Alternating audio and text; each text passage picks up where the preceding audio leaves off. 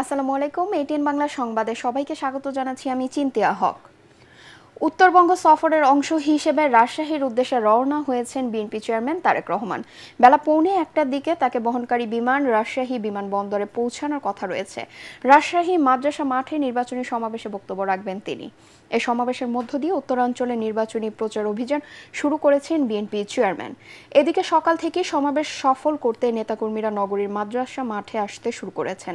রাজশাহী ছাড়াও নাটোর, চাঁপাইনবাবগঞ্জে 13টি সংসদীয় আসনের ধানের শীষের প্রার্থী ও নেতাকর্মীরা সমাবেশে যোগ দেবেন। বিএনপির প্রার্থীদের সমাবেশে পরিচয় করিয়ে দিয়ে ধানের শীষে ভোট চাইবেন তারেক রহমান। এরপর বিকেল 5:30টায় নওগাঁয় এটিএম মাঠে ও রাত 7:30টায় বগুড়ার আলফাতুন নেসা খেলার মাঠে নির্বাচনী সমাবেশে বিএনপির প্রধানের বক্তব্য রাখার কথা রয়েছে।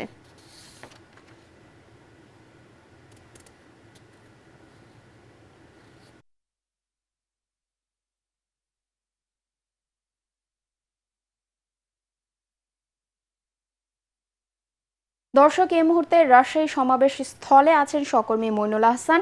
সরাসরি চলে যাচ্ছি তার কাছে। মইন, তারেক রহমান সমাবেশ স্থলে কখন এসে পৌঁছবেন? পাচ্ছি না।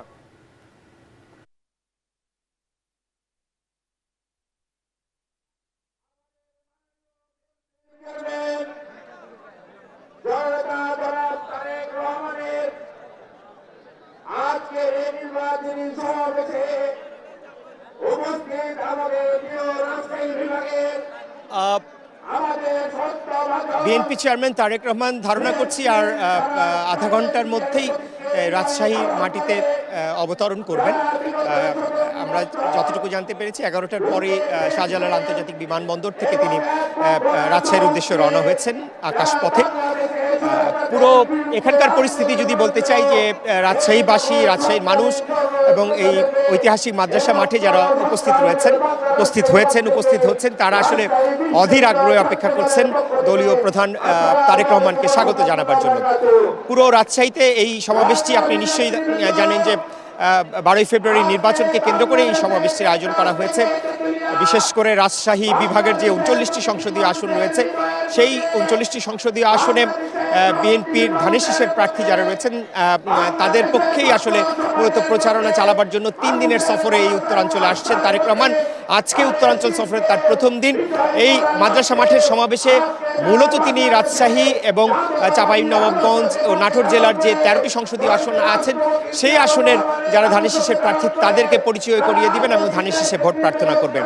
এই সমাবেশের উপস্থিতি এবং মানুষের মধ্যে উৎসাহ উদ্দীপনা যদি আপনাকে বলতে চাই সেটি হচ্ছে যে 2 দশক পর বিএনপি চেয়ারম্যান তারেক রহমান আসছেন এবং বিএনপি প্রাক্তন প্রধানমন্ত্রী বেগম খালেদা জিয়ার মৃত্যুর পর চেয়ারপারসনের দায়িত্ব নেওয়ার পর তারেক রহমান এই প্রথমবারের মতো এই রাজশাহীতে আসছেন। এই সামগ্রিক বিষয় এবং জাতীয় নির্বাচন, এই সামগ্রিক বিষয়কে কেন্দ্র করে আসলে রাজশাহী নেতাকর্মীদের মধ্যে একটা উৎসাহ উদ্দীপনা যেই লক্ষ্য করা গেছে গত কয়েকদিন ধরে, তার একটি রেশ আমরা এই সমাবেশকে কেন্দ্র করে দেখছি। পুরো মাদ্রাসা মাঠ এরই মধ্যে নিশ্চয়ই দেখতে পাচ্ছেন যে আপনি অনেকাংশেই ভরে গেছে। যদিও তীব্র রোদ এবং আনুষ্ঠানিকভাবে এই সমাবেশটি দুপুর 2টায় শুরু হওয়ার কথা। এই কারণে যারা রাজশাহী এবং আশপাশের জেলা থেকে যারা এসেছেন তারা মাঠে এবং মাঠের আশপাশের সড়কগুলোতে তারা অবস্থান নিয়েছেন এবং তারেক রহমান মাঠে প্রবেশ করার পরপরই আসলে ধারণা করছি যে যারা আশেপাশে ছড়িয়ে ছিটিয়ে রয়েছেন নেতাকর্মীরা তারাও এই মাঠে প্রবেশ করবেন। যদিও মাঠে আর বেশিক্ষণ নেতাকর্মী প্রবেশ করার সুযোগ থাকবে না, কারণ ইতিমধ্যেই মাঠটি প্রায় ভরে উঠেছে। আজকের সমাবেশটি রাজশাহী অঞ্চলের জন্য অত্যন্ত গুরুত্বপূর্ণ, কারণ নেতাকর্মীরা বলছেন সারা বাংলাদেশে যে ধানের শীষের, তাদের ভাষায় ধানের শীষের যে একটি জোয়ার সৃষ্টি হয়েছে 12ই ফেব্রুয়ারি নির্বাচনকে কেন্দ্র করে, তারেক রহমানের এই সফর সেই জোয়ারকে আরও বেগবান করবে, ত্বরান্বিত করবে এবং তারা আশা করছেন যে পুরো রাজশাহী অঞ্চলের যে 39টি, রাজশাহী বিভাগের যে 39টি সংসদীয় আসন রয়েছে সেই সংসদীয় আসনে তারেক রহমানের এই সফর ইতিবাচক প্রভাব ফেলবে এবং ধানের শীষের বিজয়কে এবং বিপুল বিজয়ের যে তারা প্রত্যাশা করছেন সেই বিজয় তারা ঘরে তুলতে পারবেন এমনটাই তারা প্রত্যাশা করছেন। এই ছিল রাজশাহীর ঐতিহাসিক মাদ্রাসা মাঠ থেকে তারেক রহমানের নির্বাচনী সফরের সবশেষ খবর। মইন, আপনাকে ধন্যবাদ। শেরপুরে শ্রী বড়দিতে বিএনপি ও জামাতের সংঘর্ষের ঘটনায় উপজেলা জামাতের সেক্রেটারি রেজাউল করিম মারা গেছেন। বুধবার রাত 10টায় চিকিৎসাধীন অবস্থায় তিনি মারা যান। বুধবার বিকেলে ঝিনাইগাতী উপজেলা মিনি স্টেডিয়ামে এক অনুষ্ঠানে সংঘর্ষের ঘটনা ঘটে। এই হত্যার বিচারের দাবিতে রাতে বিক্ষোভ মিছিল করেছে ঢাকা বিশ্ববিদ্যালয়ের শিক্ষার্থীরা। এ ঘটনায় বিচারের দাবি জানিয়েছেন জামায়াতের আমির ও এনসিপি নেতা হাসনাত আব্দুল্লাহ।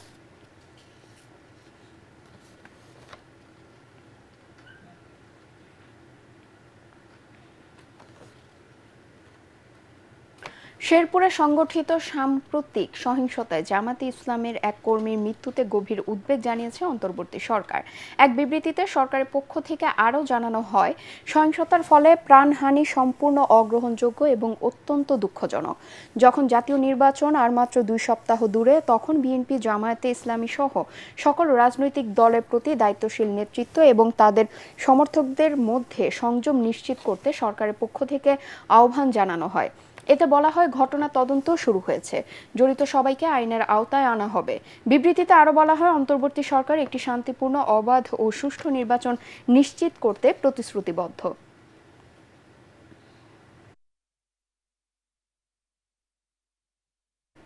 পরবর্তী সংবাদ দেখার আমন্ত্রণ জানিয়ে এখনকার মতো শেষ করছি। এটিএন বাংলা সংবাদ ইউটিউবে দেখতে ব্রাউজ করুন, youtube/ATN Bangla News। ধন্যবাদ সবাইকে।